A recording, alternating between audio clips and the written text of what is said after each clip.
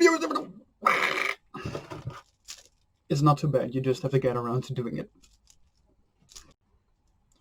What is up, y'all? Today I wanted to make a short video about these prayer beads that I bought fairly recently, a couple of months ago.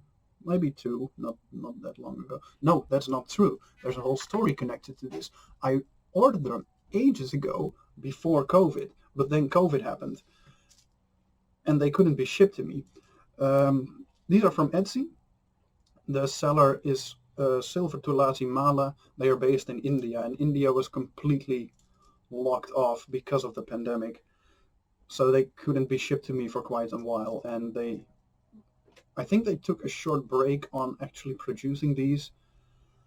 So all in all, a lot of stuff happened and they were delayed by a fairly great amount. So a month or 2 months ago, perhaps, unsure about time, they landed on my doorstep, which was actually quite a hassle as well, because first they couldn't be delivered, they were supposed to send back, and then a week later they did arrive after all. So that was kind of funny. Why did I buy them in the first place? I've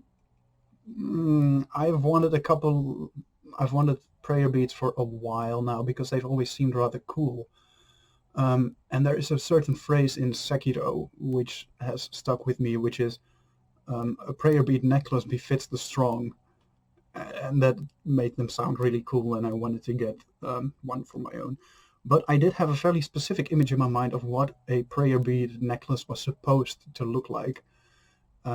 Searching on the internet, I couldn't really find anything that was up to my standards, until I had the brilliant idea of looking on Etsy, where there are actually people who care and who might put a little bit more love and effort into making these. As I said, these are what I ended up with, and they are actually exactly what I had in mind. It is simple, it is beautifully carved, it is dark colored tulsi wood, and it is very tight. I tried my own hand at making this, which was a, medium successful undertaking. The end result was fine, but not wonderful. It looked the part, but other than that, it wasn't very great. It hurt your hands when you actually moved the beads through your hand. So that's kind of unpractical. These are gorgeous, on the other hand. I believe they are carved by hand. The head bead at least is. The other ones are a little bit too regular, maybe to be carved fully by hand, but they might be, I'm not sure. They are tied on a string, which is synthetic material, with little knots in between so that the beads don't shift.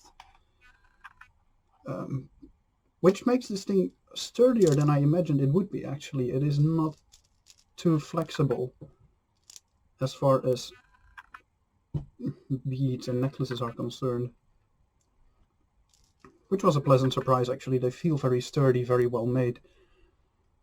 As I said, the head bead is very nicely carved. I think that's Sanskrit writing on there. They are made in the Hindu tradition. I say that because when I ordered these and they arrived, they came with a little picture of a Hindu deity, which I have right here. They came in this little bag, so that's pretty cute. And this is the deity that is worshipped locally, where the sellers of these beads are from. So that's pretty cool. Narasimhadev. That's the name. I have no idea how to pronounce it. I wrote it on the back. But what the proper pronunciation is, I have no idea. I've only seen it in written form. It is the incarnation of the god Vishnu. Vishnu. And it is said that worshipping this deity will protect the people who believe in them. It is very much a protective deity. So that's pretty cool. It's the whole process of buying these things was pretty cool. As I said, the shipping itself was kind of problematic, but that did lead to some interesting interactions with the seller. First of all, I emailed them about, of course, COVID and the delays that would bring. They were very honest, very open, like, we're taking a short break, nothing goes in or out of India, so we're kind of stuck, which of course I had which of course I understood. And then when they finally did arrive, I was all the more happy. Especially when I found that it came with that little extra, and I emailed the guy, and we had a nice little interaction. He actually sent me a video showing how that deity is worshipped, and that was just beautiful to watch. That was really cool, and that sort of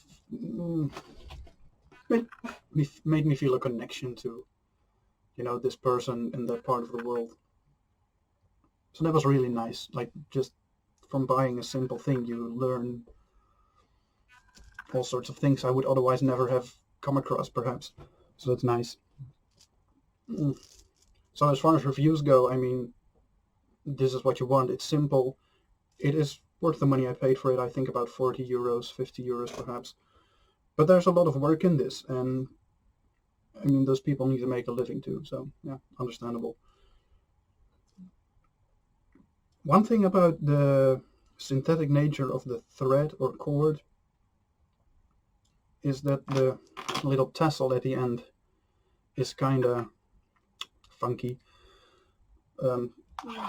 I've tied it off because I was getting annoyed a little bit. This is my own personal addition.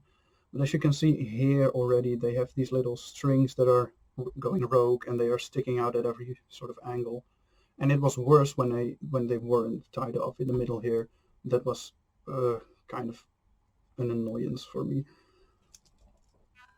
I was focused more on smoothing those things out than I was meditating or whatever else you're supposed to do with these, so that was kind of counterproductive. So now I just tie them off, and actually tying them off this afternoon is what made me think, well, if I'm going to do that, might as well make a video on it now as well. So here we are. I will put the links of everything, the worshipping of the deity I will put in the description below. I will put a link to the Etsy shop where I bought them as well. If you are interested, you can take a look, maybe buy some as well. I think if you're looking for a prayer bead necklace, this is a good option. They have all sorts of models, makes, builds. Could you say that? Probably not. But they use tulsi wood mainly. These are treated with linseed oil afterwards to make them stronger and to bring out the color of the wood more, which is odd, by the way, because I don't think the head bead has been treated that way. It looks more like raw wood than the other ones, or maybe it was just another piece of wood which causes the discrepancy in color. Doesn't really matter to me. Maybe it's traditional that you don't treat the head bead to, I don't know, make it soak up good energies or something. But yeah, they also make them out of silver, and they make them out of, I don't know, they also have stones, I believe. So a wide selection. If you're looking for anything like this, I would heartily recommend them. That was all I had to say. I guess I'll see you next time when the mood to make a video strikes me again. Bye bye.